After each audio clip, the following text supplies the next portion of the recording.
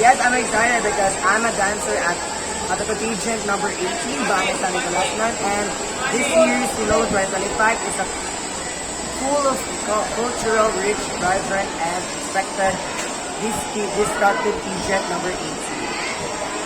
So, what's your favorite part about Sinulog? The favorite part of a Sinulog is the novena because it helps us to maintain the faith of our Senior Santo Niño, and it helps us to bring down the hope of the people. We're in the struggles of our challenges in our lives. If you could give one piece of advice to our first timers, what would it be? So, if you visiting the Cebu with the Sinolo Festival, and my advice to them is be happy on the travels and expected the venues of our Sinulog, and come to Fuente the Press Week Party at 8 p.m. on the January 19, 2025. See you right there. Alright, thank you, sir. So now let's go live with Miss Manayon, who's in the Gospel Radio Song.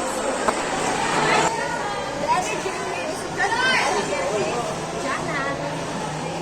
How would you describe that?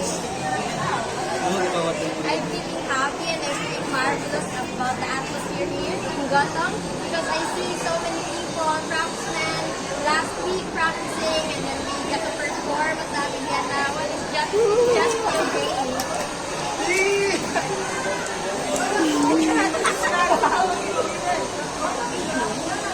Fantastic, wonderful, and awesome. Yeah. Yeah!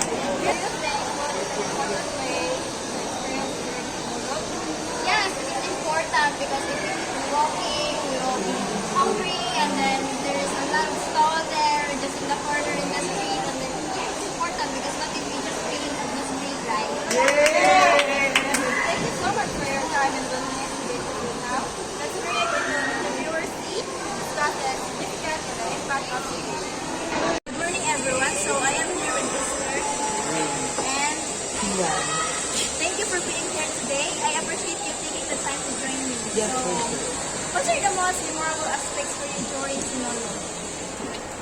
Nakatouch yung bicep sa aming family. How about you?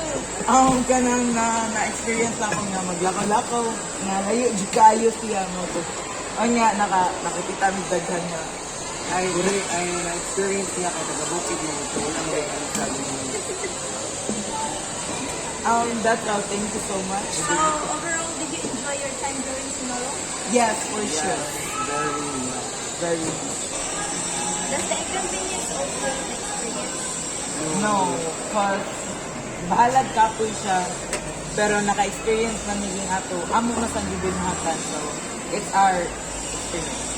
Oh, basta crowded tayo ang one celebration sa Sinulog.